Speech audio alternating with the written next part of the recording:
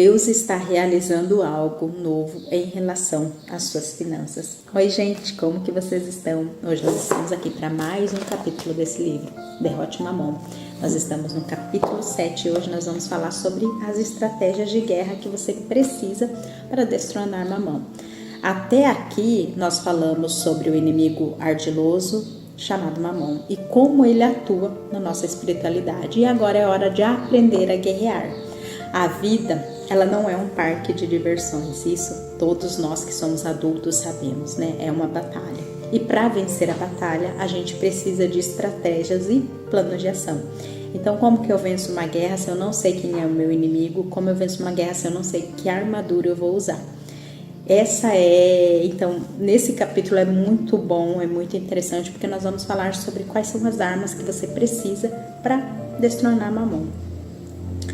Primeiro ponto que tem aqui, e que a gente precisa entender, é que existem sim princípios espirituais que sobrepõem a Mamon. Então, viver o padrão de Deus para as nossas finanças já é uma forma da gente conseguir tirar ele da nossa vida. Ter ao nosso lado um maior aliado, né? Que é Deus. Então, o primeiro ponto para guerrear Mamon, a primeira arma é: tenha uma vida de adoração. Em Atos nós lemos que Paulo e Silas eles foram presos, mas lá na cadeia eles louvaram a Deus. E quando eles, louvando a Deus, eles foram, as cadeias foram abertas. Quem já leu Atos sabe dessa história, né? Então, as cadeias foram abertas. Adorar é tomar consciência do mundo espiritual, do qual Cristo faz parte. Na realidade terrena, nada dessa realidade terrena pode e deve roubar a influência dos céus sobre a nossa vida. Então, aprenda a adorar. Aprenda a adorar a Deus por meio da oração, por meio da adoração, por meio do jejum, crendo que Ele é um Deus que responde às nossas orações, um Deus que está sempre presente. Então, a vida de adoração, ela é fundamental para quem é cristão, para quem acredita em Deus, para quem quer sim aprender a derrotar Mamon e ter sim vitória na vida financeira. Daniel, ele orou por 21 dias e nesse período de espera, nesse período de oração de 21 dias, ele se quebrantou e todo o quebrantamento ele envolve a adoração. Segundo, interceda pela sua vida financeira. Eu acho que essa é uma das partes que a maioria das pessoas não faz, né? Não intercede pela vida financeira, primeiro por muitos mitos e ela acreditar que Deus não se envolve com o dinheiro, mas como nós estamos aprendendo aqui e já deveríamos ter aprendido há muito tempo, é que Deus está em todas as áreas da nossa vida. Não tem uma área que é separada de Deus, todas fazem parte. Segundo, então, interceda pela sua vida financeira. Muitas pessoas têm dúvidas sobre por quanto tempo devem orar ou interceder, inclusive nas questões financeiras. A resposta ela é simples: interceda até que você receba a resposta. Então, até que você não receba a resposta, você continua orando, você continua clamando. Em Lucas 11:9, Jesus disse: peçam e ser-lhe-á dado, busquem e encontrarão, batam e a porta será aberta. A vida de oração, ela exige persistência, disciplina. Então, bater a porta insistentemente até que Deus responda, pois a oração ela sempre vai dar acesso ao sobrenatural. Aqui tem uma oração que eu vou fazer com você. A oração sempre dará acesso ao sobrenatural de Chambos. Meu coração estava cheio de entendimento de tudo que precisamos trazer a Jesus. A sua herança já foi preparada pelo Pai. Ele não reterá nada. O Pai criou cuidadosamente todas essas provisões no reino espiritual e celestial. Elas apenas precisam ser reconhecidas e apropriadas por aqueles que têm olhos para ver. Jesus está no céu intercedendo por nós. Ele está orando para que os nossos olhos espirituais se abram para enxergar toda a recompensa que Ele preparou e que nos aguarda. você consegue enxergar Jesus sentado à direita do Pai, esquadrinhando a terra atrás daqueles que Ele ama? Ele está ciente do que está disponível para nós e está derramando petições e orações a nosso favor, em relação a cada oportunidade, cada recurso e cada manifestação espiritual que foi ofertada como investimento.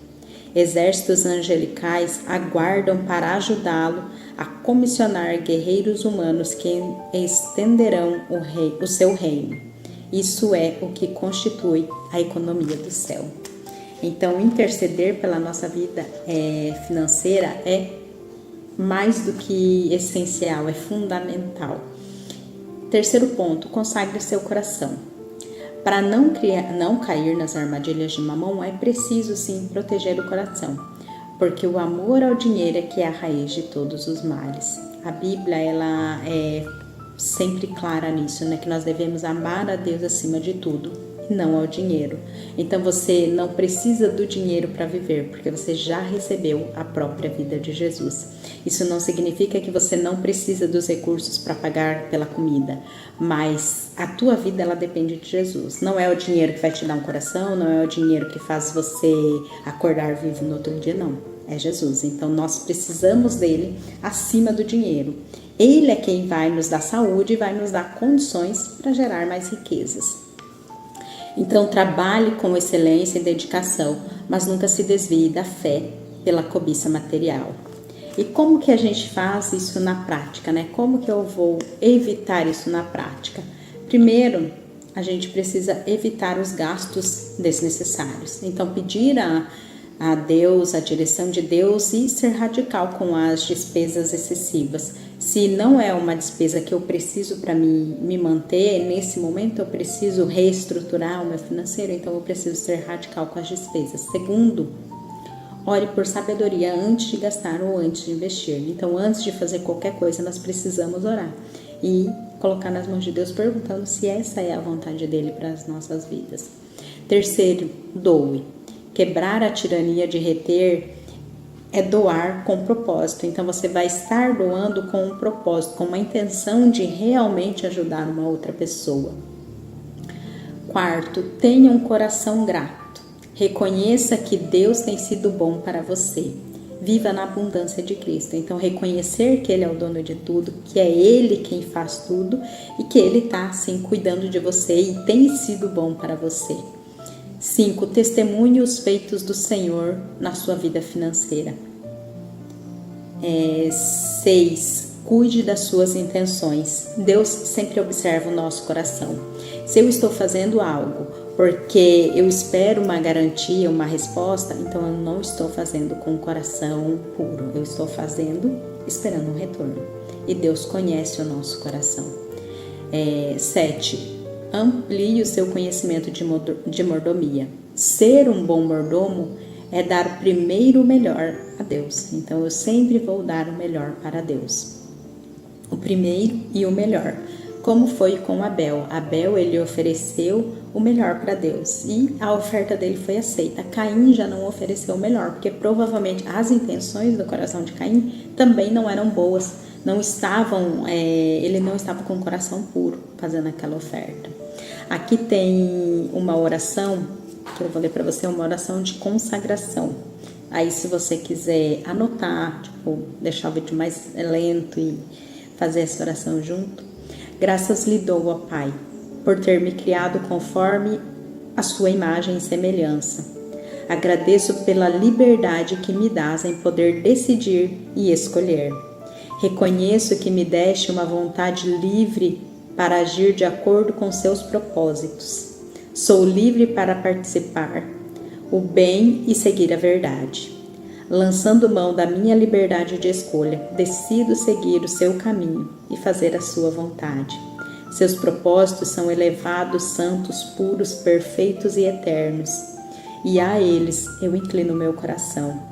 Eu renuncio meus próprios caminhos e planos, submetendo-os aos seus, porque o reconheço como meu Senhor supremo. E entreguei-lhe todo o meu ser, mediante a uma decisão da minha vontade. Digo-lhe agora, como Jesus no passado: a minha comida é fazer a vontade do meu Pai que me enviou. Não seja feita a minha vontade, mas a sua vontade. O passado e o futuro são um eterno presente, quando ele estiver no Senhor. Não importa o que o futuro me reserva, sei que ele será glorioso quando ele estiver no Senhor. Recuso-me a seguir o erro e a decidir-me pela carne, pelo mundo ou por Satanás. Sua verdade, Pai, iluminará o meu coração. Com a direção do seu Espírito, saberei discernir o seu plano alegremente e o seguirei numa atitude de obediência e rendição incondicional da minha vontade ao Senhor. Eu rejeito toda e qualquer prisão na minha vontade. Minha obediência ao Senhor será a expressão da incansável busca do conhecimento do seu plano, para que ele me possa submeter inteligentemente, consciente das consequências da minha decisão. Meu Pai, reconheço que ainda estou no caminho da maturidade e corro o risco de não discernir claramente a sua vontade em alguma área. Quero, porém, dizer que tenho liberdade de interferir na minha vida e mostrar-me o erro. Livra-me do engano e desvia-me dos maus caminhos. O que mais quero fazer na vida é andar de acordo com a sua santa vontade. De toda a minha vontade eu busco-lhe o encontro e me dá descanso. Deleito-me em fazer a tua vontade, ó Deus meu. Sim, a sua lei, ela está dentro do meu coração. Ensina-me, portanto, a fazer a sua vontade, pois és o meu Deus. Guia-me em bom espírito por terra plana.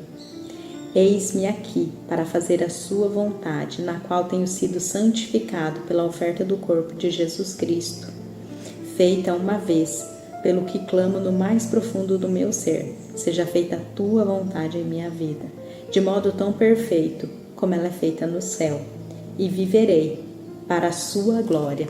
Amém. O quarto ponto seria: aproxime-se das promessas de Deus.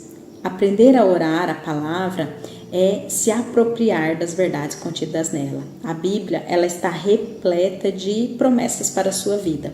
Então declare com fé e viva de acordo com elas. De nada adianta a gente ter conhecimento daquilo que está ali na Bíblia se eu não estou seguindo, se eu não estou fazendo corretamente. Porque, como nós já falamos, Deus conhece o nosso coração. 5. Exerça a sua autoridade espiritual. Como filho de Deus, nós fomos adotados pelo sangue de Jesus e recebemos a autoridade espiritual. Então use essa autoridade de acordo com os princípios da palavra, resistindo às influências de Mamon e afirmando a sua posição em Cristo. E as influências dele, nós sabemos que elas muitas vezes nos levará sim para caminhos de dívidas, de confusão, de querer um ganho rápido e acabar entrando em coisas que não é de acordo com a vontade de Deus. Ou eu vou estar investindo em pirâmide, ou eu vou estar querendo fazer esse joguinho de tigrinho, essas apostas, tudo coisas que não é, que Deus abomina, que não está dentro dos de um padrão de um cristão, de um padrão de uma pessoa que confia no Senhor. E 6º ponto: confie em Deus e dependa dele em tudo. Não permita que o espírito do paganismo te engane, dando a falsa impressão de que você tem o controle da sua vida. Nós não sabemos se vamos estar vivos amanhã, então como que nós teremos o controle da nossa vida? Jesus nos ensina a não nos preocuparmos com o amanhã, mas a depender totalmente dele em cada área. E 7º, associe a sua prosperidade ao reino.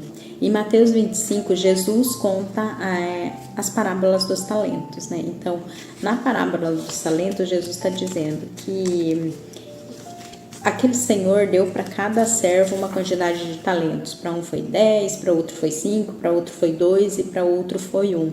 E cada um administrou de uma forma aqueles talentos que foi dado. Aquele que tinha somente um talento, ele enterrou o talento. E quando aquele senhor voltou e pediu, foi reaver os talentos que ele tinha dado, aquele um não tinha feito nada com o talento, ele tinha escondido o talento, então aquele talento não tinha multiplicado, não tinha acontecido nada. Então,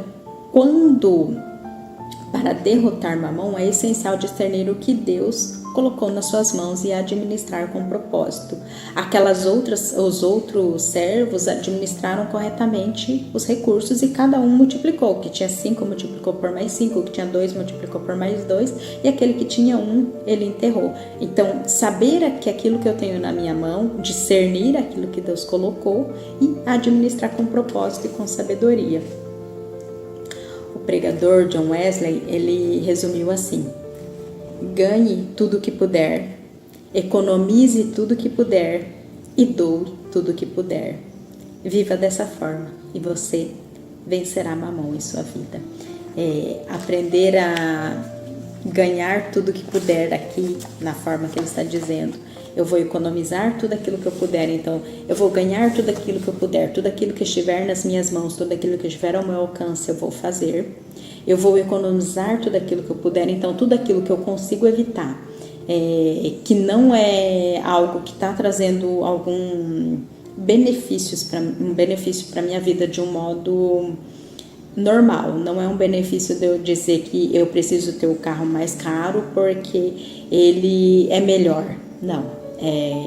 Eu vou estar gastando mais do que aquilo que eu deveria, simplesmente por um padrão de vida que eu acho que seria mais confortável para mim, não é? Então, economizar tudo que eu puder, eu economizar assim, então eu posso ter essa casa que hoje é essa casa que está me atendendo, é essa casa que eu vou ter. Eu vou estar economizando tudo aquilo que eu puder.